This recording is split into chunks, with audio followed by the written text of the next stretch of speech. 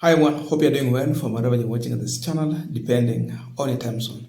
Now we are experiencing power blackout, that's why the quality of our video won't be that much good, but we have to do this one, so bear with us with the situation here. Now there's a statement that is now trending on social media when William Ruto was trying to address Kenyans in reference to what God has assigned him to do to this country. And this is what he said, if I quote him, Mungu ndio amenipatia nafasi ya kuongoza Kenya. That God has given him a chance to lead Kenya. Na amenipatia assignment ya kutransform this nation. That he has also been given an assignment to transform the nation called Kenya. That was William Samuel Ruto. Gachagua is challenging this statement. But first of all, listen to what Ruto is saying, then we will go to Gachagua's statement. Mungu ndiye amenipatia nafasi ya kuongoza Kenya. Si ndio? Na amenipatia assignment ya kutransform this nation. Na hiyo assignment I will see it through. Mnanielewa? Gachagua has responded to William Ruto. And when you look at Gachagua's statement, it paints William Ruto's statement as a blasphemy. And in Gachagua's response, this is what he's saying. We have seen him in the church, akisema, he has an assignment from God to transform Kenya. That is good. Gachagua is agreeing with that statement. But the same God who gave him that assignment is the one in 10 commandments that is saying, do not kill. In a statement here, Mheshimiwa Rigathi Gachagua challenging Ruto's statement. Do not kill. And I've seen him in church today, akisema, he has an assignment from God to transform Kenya. That is good.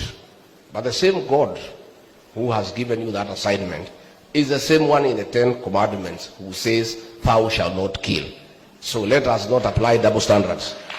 Huyo Mungu ni yule, hakuna mwingine. Si Mungu ni moja tu. So we cannot say uko na assignment kwa Mungu ufanye hii, at the same time you are breaking the 10 commandments. So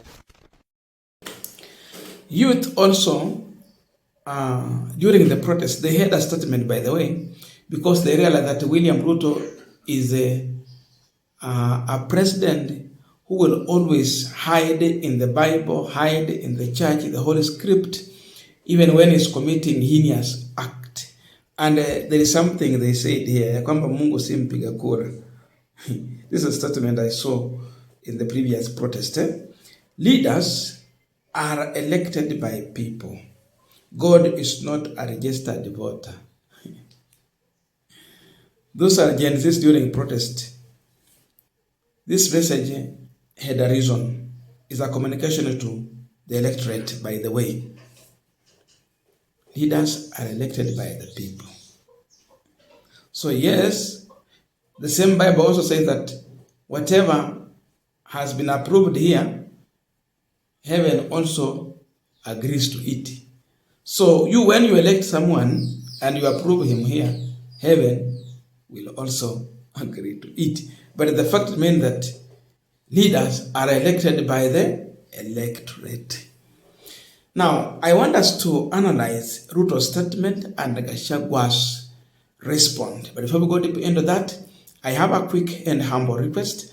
For those who are watching this channel and you have not subscribed, please consider subscribing. To our returning subscribers, I must say thank you so much. And again, to all our viewers, please give this video a thumbs up. Thank you so much, and back to our discussion. Ruto is saying that God has given him an assignment to transform Kenya. There is a statement that we are also challenging here. The first statement, Mungu ndio amenipatia nafasi ya kuongoza.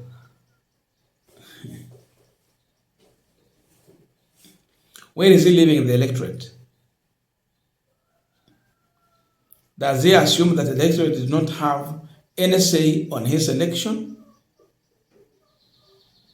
Look at that, and I leave it to you. But the second statement, amenipatia assignment ya kutransform the nation. That is what Gachagua is disputing, to transform the nation. In the 10 commandments of the same God who has assigned you, do not kill. Gachagua is telling William Ruto, killing is not part of transforming the nation called Kenya. We have seen under William Ruto's leadership, Gen Zs dying in cold blood. Some are dying in the police station. Some have died in the protest. There has been forceful disappearance. Bodies have been resurfacing, lifeless, kidnapping. It has all happened under William Ruto, who is saying that God gave him an opportunity to lead Kenya. Is killing part of transforming the country? The same Bible says, do not kill. Killing has happened under your watch. Sometime we are being told it is order from above. Who is this that is above William Ruto, apart from God? Under this administration, he is the top mfanyakazi wa nchi. Yeye ndio top civil servant, ako pale juu, hakuna mwingine mwenye ako juu yake. Yeye ndio ako juu zaidi. Civil servant number 1 ni yeye. But we are told order from above. That order has been about killing. So Gachagua is challenging that. Before you tell us that you've been given an assignment to transform Kenya by God, the same God is rejecting killing. Gen Zs have been killed. This government is carrying the blood of Gen Z in their hands. Hata waruhusiwi kujengea Mungu kanisa, sababu wamemwaga damu isiyo na hatia. We are seeing an oppressive president. Did God assign William Ruto to oppress Kenyans? Because all the strategies that he has always applied, they have turned out to be so much oppressive. He has come out with the policies that have oppressed people.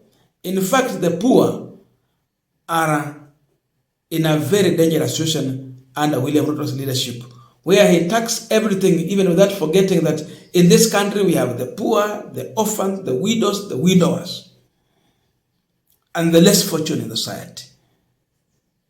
It's like he has forgotten everything. He taxes everything. He milks the last coin in your pocket. He's an oppressor. All of his policies, they cannot encourage anyone to grow. Did God assign William Ruto to oppress Kenyans? Because now he's talking about his leadership coming from heaven, from God. Did God assign him to do so? This regime has been leading in corruption. They have embraced corruption. When they want to appoint someone who is corrupt, they go and deal with this case in court. They appoint a corrupt individual. They have encouraged. We have never seen serious case of corruption that the regime has fought and won. Did God assign William Ruto to lead corruption in the country? He's encouraging corruption and he's saying that he has an assignment from God. In that assignment, was corruption part of the deal?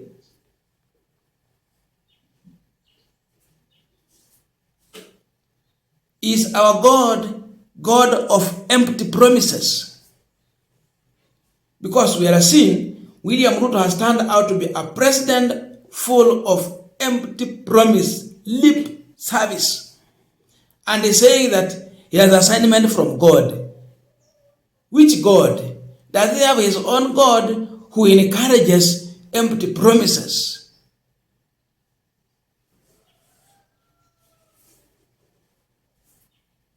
Every day he will open his mouth, it is either promises or if not promises, is about taking credit from another person's projects. It is our whole.